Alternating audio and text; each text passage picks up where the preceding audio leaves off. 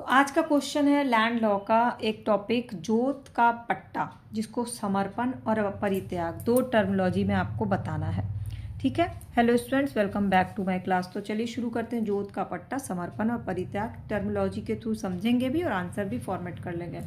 तो विधान मंडल में कुछ विशेष दशाएं होती हैं, जिसके बारे में हम राजस्व संहिता की धारा 95 में पढ़ते हैं। इसमें क्या है कि भूमि को लगान पर देने के लिए एक आज्ञा दी गई है कि कोई भी भूमिधर या गुजारे के लिए भूमि वाला आसामी अपनी जोत को या उसके भाग को पट्टे पे उठा सकता है, पर इसकी 7 दशाएं होती हैं। आसामी कौन होते हैं? जिनको खुद ही पट्टे पे काम करने के लिए दिया जाता है। और भूमिधर कौन होते हैं? जिनकी अपनी भूमि होती है और भूमि पे राइट्स होते हैं। इन दोनों को ये बात बोली गई कि आप चाहें तो अपने खेत के किसी भी भाग को पट्टे पर दे सकते हैं, लेकिन उस पट्टे पर देने के लिए आपको 7 कंडीशंस को ध्यान रखना होगा।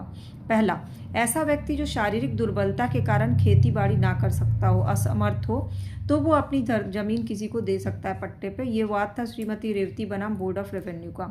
इस अक्षमता में सम्मिलित कोई भी बीमारी हो सकती है, अंधा हो सकता है, लंगड़ा हो सकता है, मतलब अपाहिज हो सकता है। दूसरा है नाबालिग।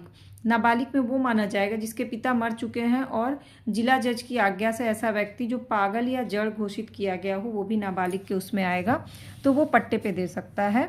ऐसा व्यक्ति जो पागल या जड़ हो गया है, तीसरा है। चौथा है स्त्री, जो पति से अलग हुई हो वैसी स्त्री, जिसका पति पागल हो गया वैसी स्त्री, जिसका पति अपाहिज या विकलांग हो, ऐसी स्त्री जो वो अपनी जमीन पट्टे पर दे सकती है।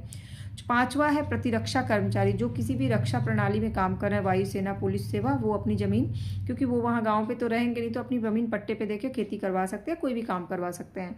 छठा है निरोधन या कारावास भोगी, जो जेल में रह रहा हो, जेल में सजा काट रहा हो, वो भी अपनी जमीन दे सकता है किसी को खेती करने के लिए। सातवां है विद्यार्थी, जो 25 वर्ष से कम आयु का बच्चा हो और कहीं शिक्षा ले रहा हो, जिसके पिता मर गए हो, तो वो अपनी जमीन किसी को दे सकता है। अब इसमें समर्पण क्या होता है? तो जब कोई जोतदार भूमि पर से अपना अधिकार ही छोड़ देता है और कहता है कि हमने उस भूमि का समर्पण कर दिया है, अपना कब्जा छोड़ दिया है, यह अधिकार केवल असंक्रमण वाले या आसामी को ही उपलब्ध होता है, पर पूरे जोत का समर्पण करना होता है। ये नहीं कि हमने ये पार्ट दे दिया और ये पार्ट छोड़ दिया। पहले पूरे जोत पे अपना कब्जा हटाइए और समर्पण करिए। इसलिए समर्पण के आवश्यक तत्व कौन है? तो जोत पर अपने अधिकार का पूरा अधिकार छोड़ना होता है। सक्रमण्य अधिकार वाले भूमिधर को यह अधिकार नहीं है कि वो ऐसा पट्टे पे ले सकें।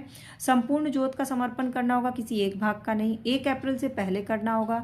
नोटिस देना होगा, नोटिस की एक फोटोकॉपी देनी होगी, प्रार्थना पत्र देना होगा, तहसीलदार को देना होगा, और 1 जुलाई से पहले कब्जा छोड़ना होगा। तब भूमि कहीं भी बंधक ग्रस्त नहीं होनी चाहिए।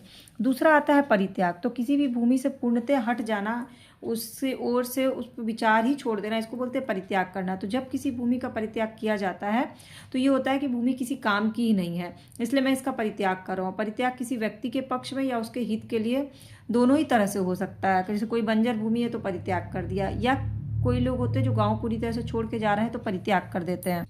अब आसामी यदि लगातार 2 वर्ष तक अपनी जोत का कोई उपयोग नहीं करते हैं, शहर में रह रहे हैं, कुछ काम नहीं कर रहे हैं अपनी ज़मीन पे, तो कृषि, पशुपालन, बागबानी के लिए नहीं करते हैं, तो तहसीलदार भूमि को परित्याग घोषित कर देगा, अगर जो भूमि ऐसी ही पड़ी हुई है तो। और इसके लिए उसको कारण बताओ नोटिस भेजा जाएगा परित्याग का, और भूमिधर के विषय में गाँव सभा द्वारा दिए गए आवेदन पत्र। यदि भूमि किसी सीमित स्वायत्त वाली स्त्री के पास है तो ऐसे परित्याग भूमि के उत्तरभोगी को चली जाएगी, नहीं तो यदि ग्राम सभा को चली जाएगी। और अगर किसी एक भाग का बंधक है, उस जमीन का कोई एक हिस्सा किसी के पास पड़ा हुआ है, तो उस हिस्से का ऋण वसूली के लिए जिले के कलेक्टर को एक प्रतिवेदन भेजा जाएगा, और फिर भूमिधर का परित्याग नहीं हो सकता इसके बिना। परित्याग के तत्व क्या है? एक तो लगातार 2 वर्ष तक भूमि का प्रयोग कृषि से जुड़े कार्य के लिए नहीं किया गया हो तो वो परित्याग करेगा। परित्याग में जरूरी नहीं है कि जोतदार ने जोत पर अपना कब्जा छोड़ दिया है या नहीं, जोतदार को नोटिस दिया जाएगा। इसमें संक्रमण अधिकार वाले परित्याग नहीं कर सकते हैं, बाकी लोग कर सकते हैं। वो नाबालिग कर सकता है, मूढ़ या पागल ना हो तो मतलब ऐसे लोग नहीं कर सकते हैं। अगर और नोटिस का जवाब जो है वो नियत तारीख पर ही हाजिर होना चाहिए। प्रतिवाद करना होगा आकर के कि आप क्यों परित्याग कर सकते हैं। परित्याग भूमि खाली हो जाएगी तो गांव सभा को चली जाएगी परित्याग करते ही। अब गांव सभा उसका जैसे भी इस्तेमाल करो। परित्याग भूमि को बंधक ग्रस्त नहीं होना चाहिए, किसी और के अंडर में ऐसा ना हो कि वो कोई और उसके हाथ में, किसी और के हाथ में, और आपने परित्याग कर दिया।